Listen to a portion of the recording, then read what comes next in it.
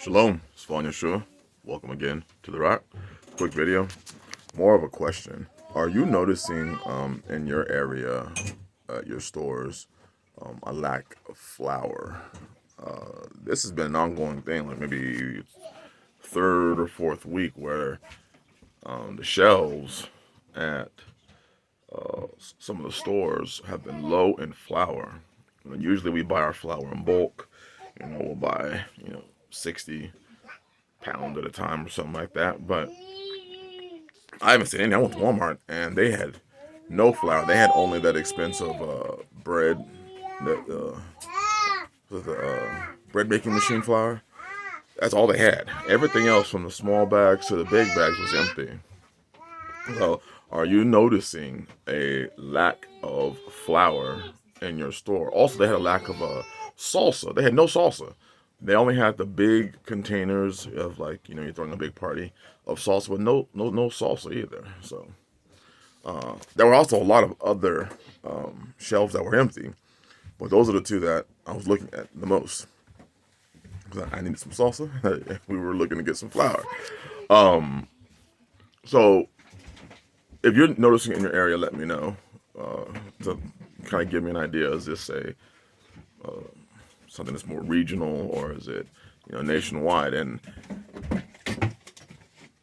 these food crises that we are experiencing, please don't think that they ever went away. Don't let that mindset enter into you that, oh, see, that stuff was specific to the zombie plague, COVID.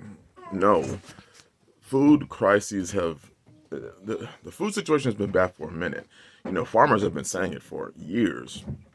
People didn't listen, and because what we think is, when somebody warns us of something, that thing is going to happen to us today, or it'll happen to us in 3 months, and we don't understand that things that you're being warned about, it may take another year, it may take two, for you to start feeling it. And that's the whole point. It brings me back to the story of Yosef, or Joseph. 7 years of plenty, then 7 years of famine. And I can only imagine the complacent mindset that people had in the 7 years of plenty, where a person may feel or think that, see, nothing's going to happen. We're in year 4 and nothing's happened. We're in year 5 and nothing's happened. We're in year 6 and nothing's happened. We're in year 7 and nothing has happened. And then year 8, bam, it hits. We're such a microwave society, and we have microwave thinking where everything has to take place today, now. We don't think for our future. We don't think for our future generations. We don't think for ourselves in 2, 3, 4, 5 years. The decisions that we make are all about self-pleasure today.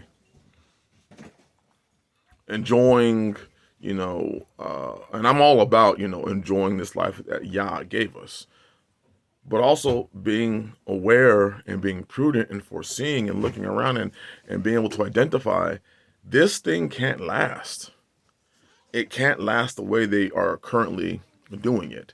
You look at that as far as like businesses, where when a business is spending way more money, or like the United States of America government, how they spend trillions of dollars, and you can look at this thing and say, this thing is not sustainable.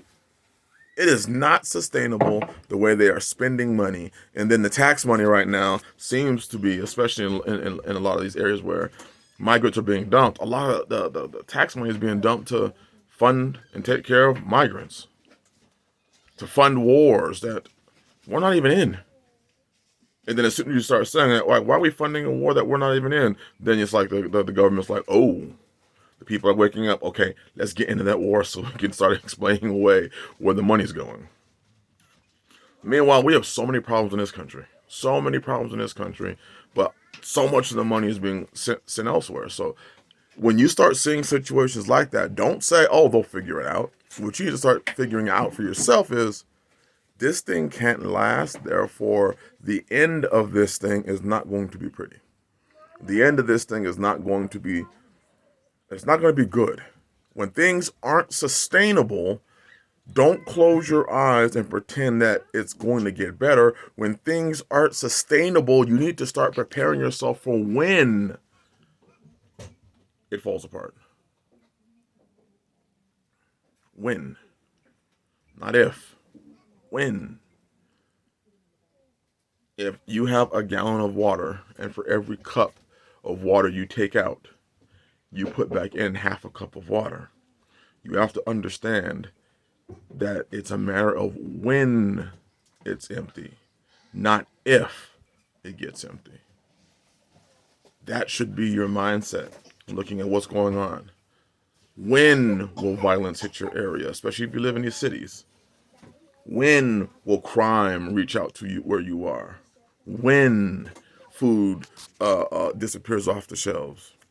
When this economic crisis turns upside down? When, okay, well, for this one you can say if World War III happens. But that if is starting to turn to when very quickly. You need to start finding out when things are going to happen and not if things are going to happen. And then start preparing for the wins,